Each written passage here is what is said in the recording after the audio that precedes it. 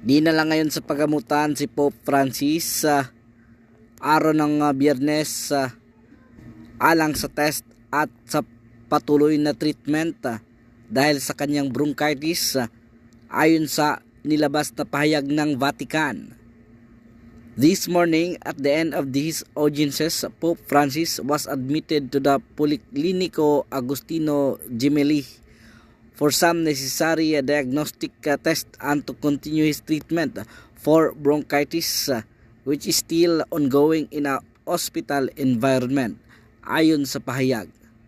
Napag-alaman na si Pope Francis, 88 taong gulang, naging Santo Papa noong 2013, nakaranas ng influenza at iba pang health problems noong nakalipas na 2 taon. Kaninang umaga, si Pope Francis sinabi sa mga pilgrims at sa kanyang weekly audiences na nakararanas siya ng strong cold ayon sa Vatican na sinabing ito'y bronchitis.